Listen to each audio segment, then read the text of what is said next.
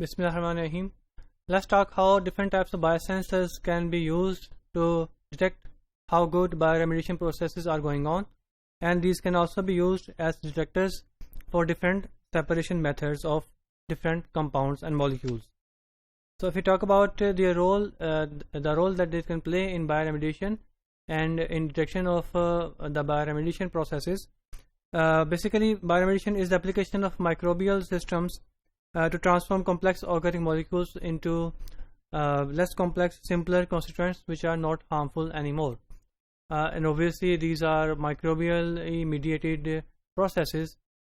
So microbes basically need nutrients to grow, and if there is a shortage of any of these nutrients at a certain site, the microbes will be unable to grow, and therefore they will remain unable to bioremediate the toxic compounds present at that site. So there can be different parameters such as nutrient availability. The microbes need nutrients to grow.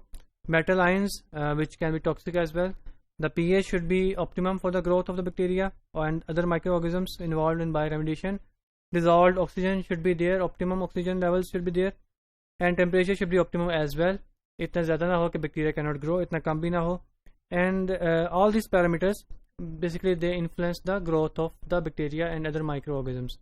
If any of these parameters is not ideal, or is not optimum, or is actually harmful to the life of the microorganisms, the microbes will not grow at that site and will be unable to bioremediate.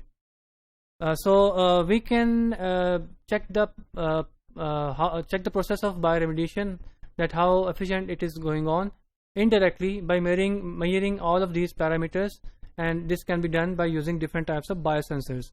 Now different types of biosensors can monitor these parameters, and they can help to control better the bioremediation process. अगर इसमें कोई भी parameter हमें लगता है कि कम है या ज़्यादा है and it should be changed, then different types of interventions can be done. These are mostly used these are mostly based on the use of luciferase enzyme expression system, and they give light as a signal.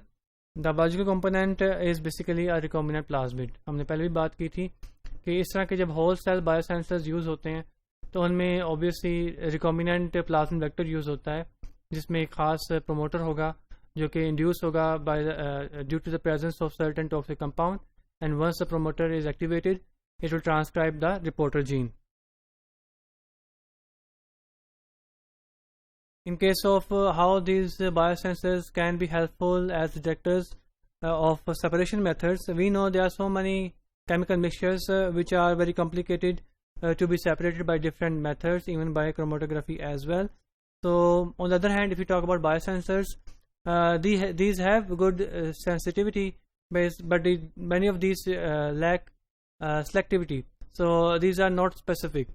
So however, we can combine these two approaches, the chromatography and other such analytical techniques, with different types of biosensors, and a hybrid approach can be made to find out the different types of molecules present in different samples. So the combination of these two methods can enable identification of molecules that are otherwise not detectable by using these methods separately, individually. So if we use this hybrid system, components can be identified both by functional recognition and separation retention time. So functional recognition आ जाएगी through biosensors, और जो retention time है that is obviously through chromatography and other such related techniques. So दोनों informations को रख के सामने we can determine and we can conclude so many results. And the different types of living systems can be used in this approach to make such biosensors. Whole cells can be used, membrane, receptors, enzymes, and immunosensors can also be used to make such biosensors, and those can be used in combination with different analytical techniques and separation techniques as well. And in this way, we can conclude a much better result. This was again about some more applications of biosensors. I'll see you in next lessons.